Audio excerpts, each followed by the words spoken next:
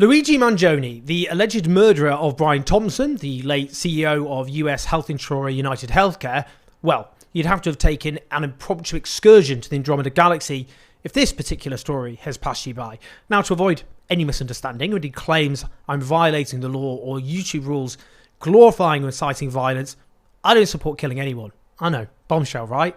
I think anyone who follows me already got that particular gist. So it's been interesting to see many of the people who are focused on this particular killing as a particularly obscene outrage are often the very same people who have actively advocated the industrial level slaughter of the Palestinian people for the last 14 months.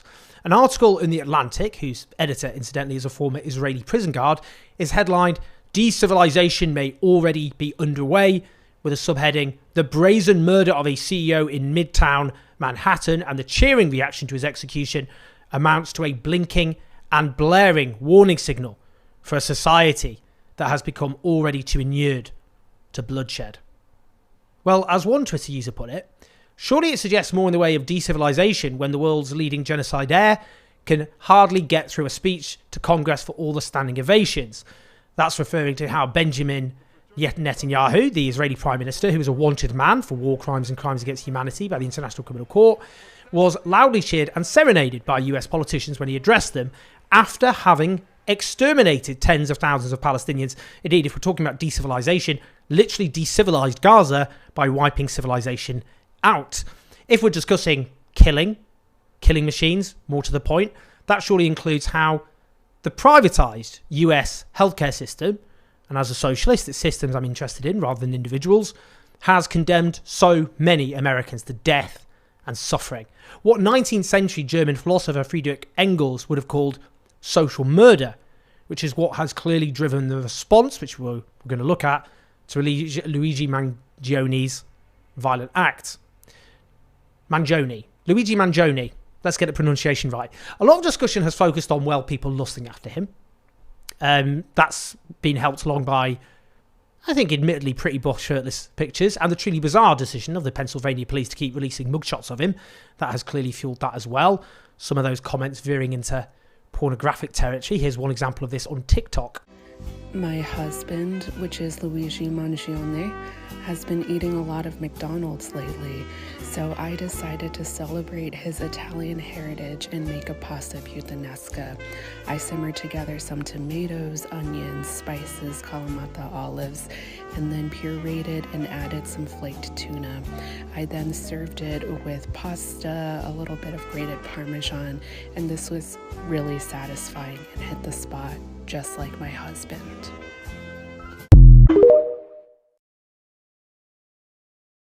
What I'm interested in, with my strokey chin writer hat on, is what could be called the Luigi Mangione phenomenon. He has become celebrated on social media in a way which almost never happens with killers.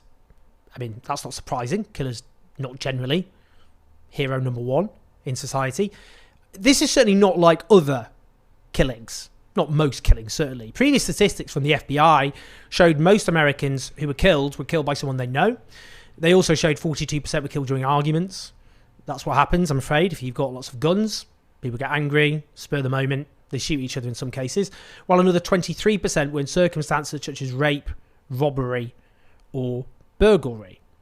So, not the same, clearly, as this particular circumstance. If we're going by what is officially defined as terrorism, the figures show it's far-right extremists who've committed by far the most ideologically motivated homicides compared to far-left or radical Islamist extremists. I'm using the term far-left as described in the official statistics, with 227 such attacks since the 90s compared to 42 attacks by those who are termed far-left.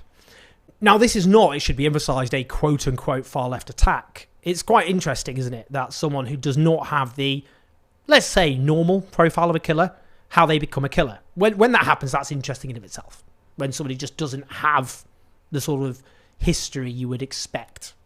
And someone who is not actually a leftist in any meaningful sense at all, from what we can see from social media. He seems like the sort of guy on a dating app like Hinge to select moderate from the drop-down box. A sort of tech bro, I guess. He's someone whose friends have come out to laud him on a human level. One of them, Tracy Mowell, posted this clip of him. This is an update. We found mochi ice cream. Emoji ice cream. Mango baby. She wrote alongside it, Luigi Mangione is probably the most Google keyword today. But before all of this, for a while, it was also the only name whose FaceTime calls I would pick up. He was one of my absolute best, closest, most trusted friends. He was also the only person who, at 1 a.m. on a work day, in this video, agreed to go to the store with drunk me to look for Mocky ice cream. Another friend posted a picture of them together with the caption, "He's not a monster. I can't put into words on how worried I am for you right now. They have this story all upside down." He seems to have been an athletic frat boy from a pretty gilded background who academically excelled and who was well liked, no prior evidence of violence, studied computer science at the University of Pennsylvania, who was into making computer games. What we do know is that, as the Daily Beast put it, he was laid off by a Californian car resale site in 2023 and dealt with debilitating back pain requiring surgery, that he was sometimes bedridden, which one friend said was heinous because of the giant screws needed.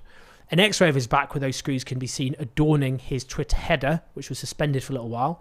He's been reported to have been an active Reddit user, often posting in Reddit communities about spinal pain. Quite a key point, clearly. He said, according to, this is quoted in Forbes, "When my spondy went bad on me last year, 23 male, it was completely devastating as a young athletic person." The spondy, I had to Google that, refers to a bone in your spine.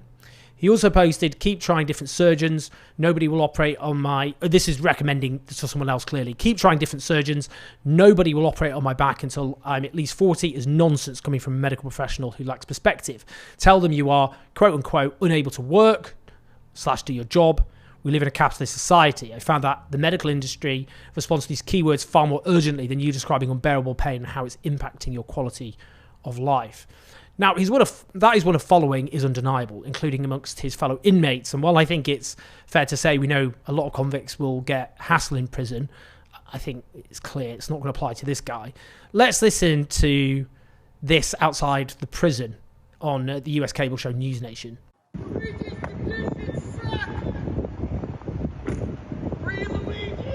The US drag queen Aquaria tweets, "Hold up Joe Biden, I see what you've done for Hunter, and I think the American people would like to request one small final favour, please." Another tweets, "We finally have someone to replace all those Christopher Columbus statues with." Christopher Columbus, of course, being responsible for far more murders than Luigi Mangione.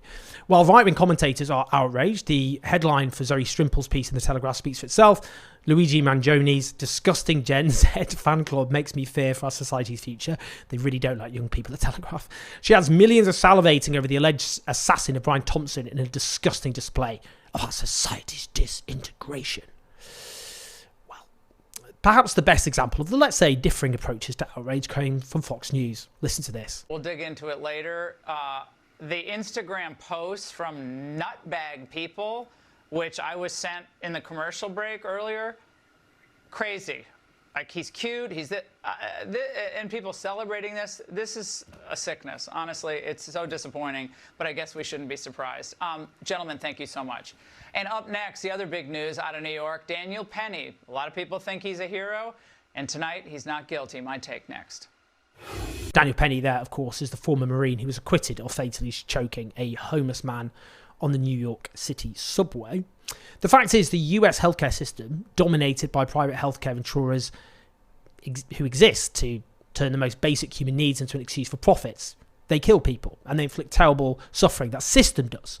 And it is the system, which is why this killing has, let's just say, struck a chord amongst a significant number of Americans. Let's read the leaked manifesto of Luigi Mangione, posted in full on the Substack of the top-notch US journalist Ken Klippenstein. "To the feds, I'll keep this short because I do respect what you do for our country. To save you a lengthy investigation, I state plainly that I wasn't working with anyone. This was fairly trivial, some elementary social engineering, basic CAD, a lot of patience. The spiral notebook, if present, has some straggling notes and to-do lists that illuminate the gist of it. My tech is pretty locked down because I work in engineering, so probably not much info there. I do apologise for any strife or traumas, but it had to be done. Frankly, these parasites simply had it coming. A reminder, the US has the #1 most expensive healthcare system in the world, yet we rank roughly number 42 in life expectancy. United is the indecipherable largest company in the US by market cap, behind only Apple, Google, Walmart. It has grown and grown, but has our life expectancy. No, the reality is these indecipherable have simply gotten too powerful, and they continue to abuse our country for immense profit because the American public has allowed them to get away with it. Obviously, the problem is far more complex, but I do not have the space, and frankly, I do not pretend to be the most qualified person to lay out the full argument. But many have illuminated the corruption and greed, e.g. Rosenthal, Moore, decades ago, and the problems simply remain. It is not an issue of awareness at this point, but clearly power games at play. Evidently, I am the first to face it with such brutal honesty. Well, I mean, he's clearly a very smart kid, isn't he? Not to sound patronising there. As a geriatric millennial to a significantly younger American. I mean, he's intelligent. He's got insight. 51% of Americans have a very or somewhat negative view of the healthcare industry, with 31% opting for very or somewhat positive, while 62% correctly believe all Americans getting healthcare is the responsibility of the federal government, with 36% disagreeing. And the failure of the US to have universal healthcare is, of course, a scandal. The bullets allegedly used, he's an alleged killer, by Luigi Mangione were reportedly described with deny, depose and defend, words well known by Americans associated with refusals to offer healthcare by health insurance companies. The US healthcare system is wasteful and inefficient, requiring a huge bureaucracy, money which could be better spent on, for example, providing decent healthcare. As the National Women's Law Centre put it back in May 2023, refusals to provide healthcare threaten the health and lives of patients nationwide.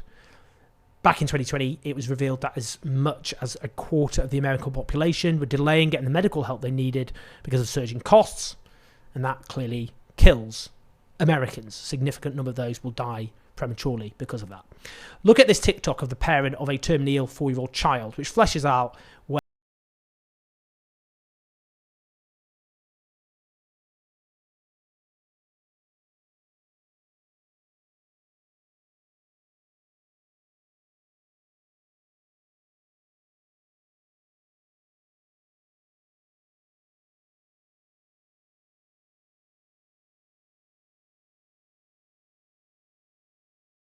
the fact is that mass murder is baked into capitalist societies in different ways, which can be seen in particularly stark terms in the more unrestrained capitalism of the United States. We've discussed the mass killing of people abroad, facilitated by politicians, legitimised by media outlets, and the mass killing of people at home by depriving them of their most basic and fundamental needs because profit is seen as a higher priority than people's lives and their well-being. And of course, healthcare is at the heart of that. Now, the left believes in mass movements which use collective power to transform societies, rather than lopping off rich individuals at the top.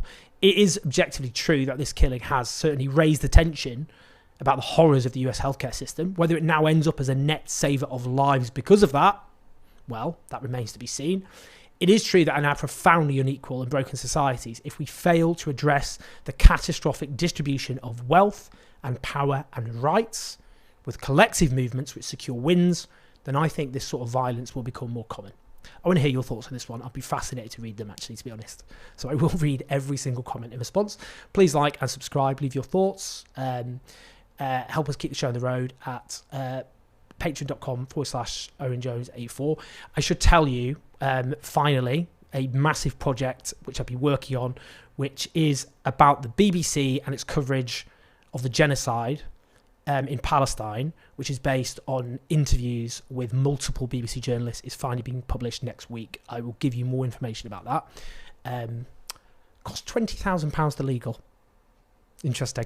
Anyway, so yes, your support as ever for all that I'm able to do is hugely appreciated. Press like, subscribe, listen to the podcast, patreon.com/OwenJones84. I will speak to you soon.